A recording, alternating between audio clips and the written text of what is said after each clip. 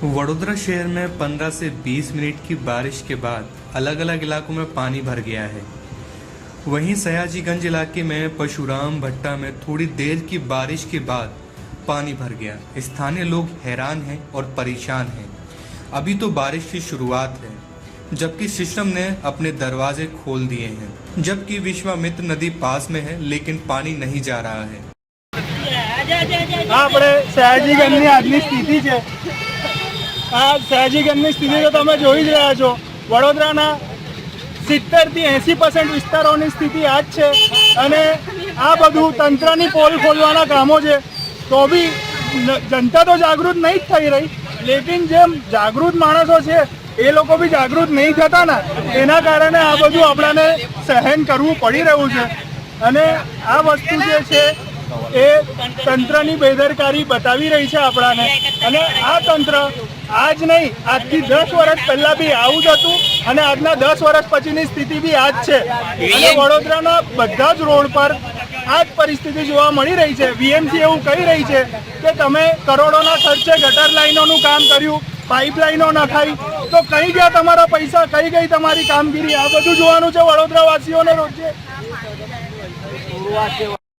કયો વિસ્તાર છે અને શું પરિસ્થિતિ સર્જાઈ છે?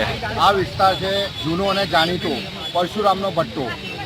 અને વરસાદની સ્ટાર્ટિંગ થતાં ભટ્ટામાં પાણી આવે છે એ વાત અમે માનીએ છીએ, આટલા વર્ષોથી રહીએ છીએ એટલે પાણી તો આવે છે, પણ એટલું પાણી આવે છે હમણાંનું પ્રી મોન્સૂન કામગીરી પર સવાલ ઉઠાવવા જોઈએ। હવે પાણી જે આવતું નહોતું એ જગ્યા પર બી પાણી આવી જાય છે। આ એરિયા છે હવે નટા ટાઉનશીપથી લઈને અકોટા, મહારાજાનગર, રણજીતનગર, જય ભવાનીનગર, આ બધા નગરોમાં લગભગ 2 થી 4,000 લોકો રહે છે તઈ એ બાજુ। અને હવે એ લોકોને જવા આવવાની હાલાકી થવાની જ છે અને થાય જ છે। લોકો તમે જોઈ શકો છો કે કેવા પરિસ્થિતિમાં જાય છે। અહીંથી તો નીકળી જાય છે પણ આગળ જઈને એમની ગાડીઓ બંધ થઈ જાય છે।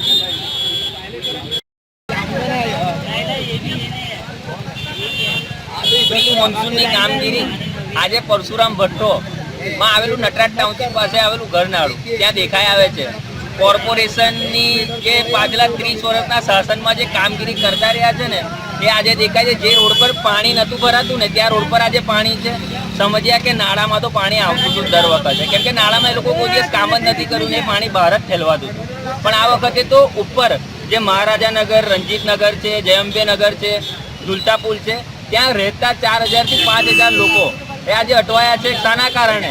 કે પ્રી મોન્સૂનની કામગીરી થઈ નથી, વરસાદનું પાણી બહાર આવી ગયું છે।